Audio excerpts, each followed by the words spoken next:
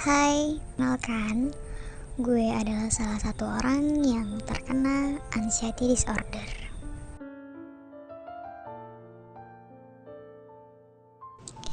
Yang gue tahu, anxiety disorder itu adalah gangguan kecemasan yang benar-benar membuat lo itu stuck dan gak bisa mikir apa-apa. Jadi lo itu bakal ada di fase dimana lo itu benar-benar cemas akan sesuatu hal yang sebenarnya ketakutan dan membuat pikiran lo tuh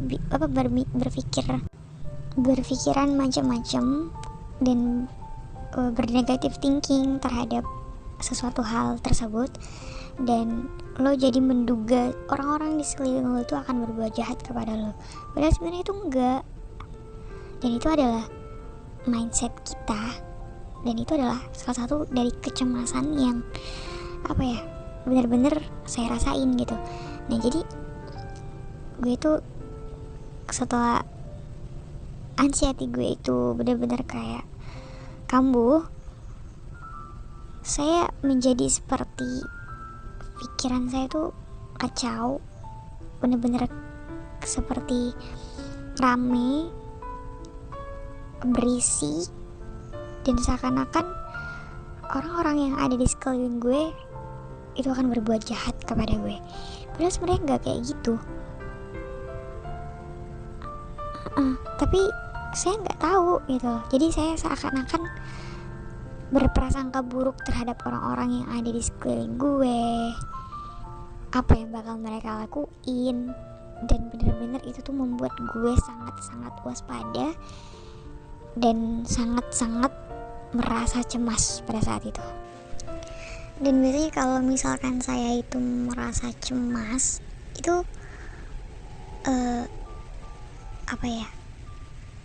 tangan itu gemeteran, di kepala itu udah bener-bener berisik, seperti rame banget orang-orang yang ada di kepala gue itu, ribut, riuh, segala macam itu ada di kepala gue. Dan gue semakin cemas, dan tangan gue itu biasanya keringetan, sampai keringet dingin, sampai pendingin gitu, sampai dingin banget gitu tangan gue. Dan mata gue itu melirik ke sana kemari dan ngelihat ketakutan yang benar-benar gue rasain itu akan bener-bener segera terjadi. Iya, kayak sesuatu hal yang gue bayangkan itu bakal bener-bener terjadi gitu, dan akan membuat gue jauh lebih cemas dan cemas gitu. Sebenarnya yang membuat saya seperti ini tuh ada banyak faktor, traumatik di masa lalu, stres juga, dan ya banyak memakan kekecewaan yang gue rasa itu nggak mungkin, dan itu mungkin terjadi, dan itu terjadi kepada gue. Nah, terkadang gue menerimanya itu shock gitu, kok bisa suatu hal ini itu terjadi kepada saya jadi mikir kembali ketika saya berada dalam fase yang benar-benar membuat saya sangat terpukul. Di situ kadang semakin cemas, saya takut sampai bahkan saya nangis sendiri itu. Terlebih gue itu adalah sifat orang yang nggak bisa terlalu sok care kepada orang lain, yang benar-benar bercerita tentang hal apapun kepada orang lain itu nggak bisa. Jadi saya itu kurang terlalu percaya kepada orang dikarenakan traumatik tersebut. Jadi gue menyimpan dan memendam sendiri masalah yang ada pada diri gue, sehingga ketika gue membayangkan sesuatu hal tersebut itu melintas atau saya berada dalam fase atau di mana saya berada dalam situasi yang seperti itu, saya akan kembali mengingat hal tersebut dan akan membuat saya semakin cemas. Nah, biasanya kalau misalkan saya udah semakin cemas seperti itu, saya lari ke suatu tempat yang benar-benar itu bisa nenangin diri saya. Saya nyari tempat di mana itu sepi, sunyi, dan saya bisa berdiam diri, memikirkan dan menenangkan diri gue. Biasanya seperti itu cara gue untuk menenangkan diri gue dari kecemasan yang benar-benar datang.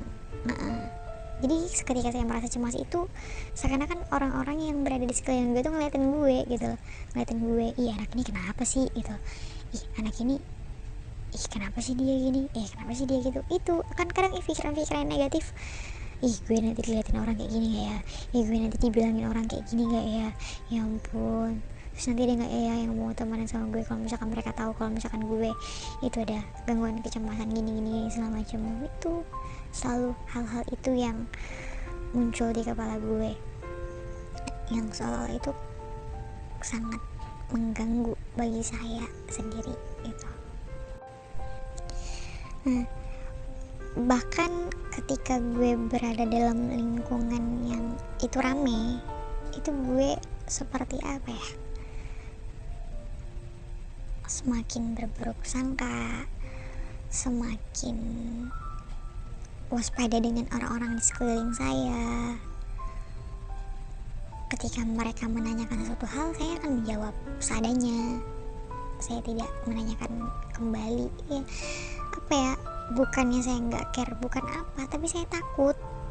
Dan rasa cemas saya itu yang membuat saya kayak semakin ketakutan, semakin cemas, semakin banyak banget pikiran gue yang nggak bisa dijelasin lah pokoknya gitulah.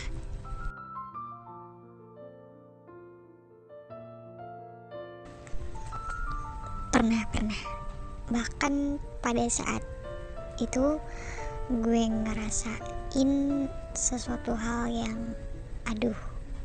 gue sebenarnya kenapa sih kok gue kayak nggak bisa ngerasain kehidupan manis yang kayak ada di orang-orang gitu ya, yang bisa ketawa lepas, yang bisa bercanda bareng temannya dan lain sebagainya.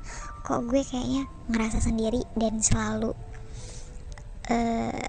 ada di dalam pikiran-pikiran yang gimana gue nggak bisa menikmati kehidupan gue. Nah, itu yang benar-benar gue rasain banget. Jadi seolah-olah gue itu ngerasa, kalau dibilang ngerasa capek, nggak capek, cuma apa ya, seperti merasa menanyakan sesuatu hal gitu kepada diri gue lagi, kenapa lo kayak gini dan kenapa lo nggak bisa kayak mereka yang benar-benar bisa apa ya, ketawa kesana kesini, happy bareng teman-temannya. Dan gue itu bahkan dalam hal-hal yang sebenarnya itu nggak perlu dicemasin, gue udah cemas duluan gitu loh. Dan gue juga bingung kenapa sih gue bisa seperti ini. Ya kalau ditanya perasaan, gue ngerasa ya campur aduk gitu, mempertanyakan diri gue kembali, kenapa gue bisa seperti ini dan kenapa gue seperti ini, kenapa mereka seperti itu, kenapa saya nggak bisa seperti mereka gitu, yang benar-benar bisa menjalani kehidupannya dengan enak, nyaman gitu. Saya juga pengen ngerasain seperti mereka, tapi seolah-olah apa yang saya rasakan ini itu nggak bisa membuat gue hidup dengan nyaman. Bahkan mungkin setiap saya melihat sesuatu hal yang itu membahagiakan bagi orang lain, saya mikir, saya mempertanyakan lagi, kenapa saya tidak bisa seperti mereka, kenapa kehidupan saya seperti ini gitu. Nah, terus saya telusuri dan terus telusuri kenapa saya belajar dari mana-mana, dan saya waktu itu ketemu sama seseorang yang dia mengingatkan saya akan satu hal, yaitu rasa syukur. Dimana rasa syukur itu yang bisa mengembalikan kebahagiaan gue, yang bisa mengembalikan kehidupan gue seperti dahulu, yang bisa memperkenalkan kembali kepada gue apa itu arti kebahagiaan yang sesungguhnya, apa itu arti ikhlas, apa itu arti sabar, dan apa itu arti syukur lalu berubah menjadi kebahagiaan. Itu sih.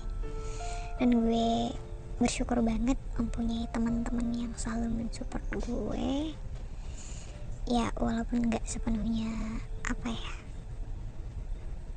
awal-awalnya pada saat itu saya masih berburuk sangka kepada mereka. Ternyata masih ada gitu orang-orang yang benar-benar tulus sama lo, orang-orang yang benar-benar ngerti perasaan lo, dan lo tuh harus benar-benar, ya kamu harus sembuh gitu loh, kamu harus berubah, dan kamu harus bisa menjalani kehidupan kamu seperti mereka gitu. Jadi saya benar-benar bersyukur mendapatkan teman-teman orang tua yang selalu mensupport gue dimanapun keadaan gue, gimana pun kondisi gue gitu. Dan itulah, mulai dari situ saya beranjak untuk bisa segera sembuh, mulai memikirkan hal-hal yang bahagia, memikirkan step by step gimana caranya saya bisa membahagiakan orang-orang di sekeliling gue, dan gue harus bisa sembuh untuk bisa membahagiakan orang-orang yang sempat membahagiakan gue. Itu sih. Dan yang paling penting adalah ibu gue, karena beliau adalah sosok yang gak pernah ninggalin gue kapanpun, apapun keadaan gue, dan beliau selalu support gue, beliau selalu nasihatin gue. Ini best banget dah pokoknya. Dan ya sahabat-sahabat gue juga, dan yang paling penting adalah Allah Subhanahu wa Ta'ala, dimana gue tahu mengenai Islam yang sebenarnya itu seperti apa. Di situ gue lebih belajar banyak dan bertemu dengan orang-orang yang baik, yang bisa mengarahkan gue ke jalan yang benar, yang bisa mengarahkan gue untuk berpikir yang baik-baik, dan itu akan mencerminkan perilaku kita yang baik-baik gitu.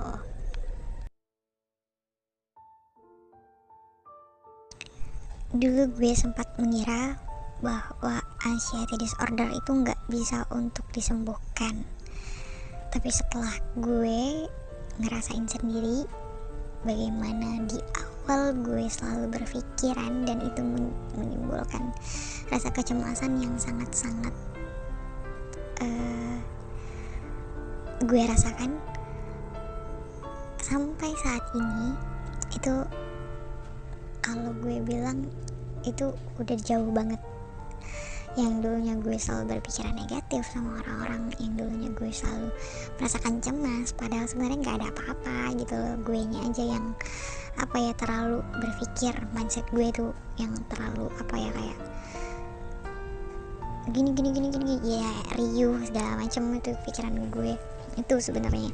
Dan sejauh ini yang gue bisa amatin dari pengalaman, dari lingkungan, dari seseorang yang mungkin berkali-kali buat nyakitin gue, itu adalah bagaimana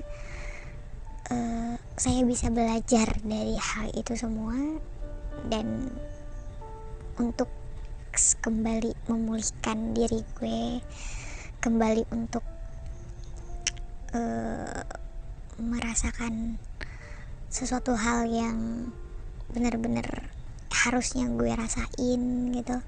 Dan gue kira gue udah makin kesini itu makin alhamdulillah lumayan dari gue yang dulu. Kalau untuk terapi yang gue jalanin itu adalah terapi kognitif, dan alhamdulillah saat ini gue nggak minum obat-obatan atau antidepresan dan lain sebagainya. Itu gue nggak pakai resep itu, dan alhamdulillah gue masih bisa disembuhkan dan bisa mengarahkan pikiran gue itu untuk selalu berpikir positif, yaitu dengan terapi kognitif. Sedikit pesan yang ingin gue sampaikan kepada kalian orang-orang yang memiliki anxiety disorder, itu kalian harus bisa mengontrol pikiran kalian tentang orang-orang di sekitar lo, dan lo itu harus yakin bahwa orang-orang di sekitar lo tuh baik dan tulus pada lo. Tuh nggak semua orang tuh yang jahat sama lo. Dan yang belum mengetahui, misalkan kalian mengalami sesuatu hal yang mungkin mengganjal bagi kalian, kalian harus banget untuk segera memberitahu kepada orang-orang terdekat, ibu kalian, teman kalian, atau apapun, dan kalian harus mencari pertolongan agar kalian bisa segera pulih dan bisa merasakan hidup yang sesungguhnya itu gimana.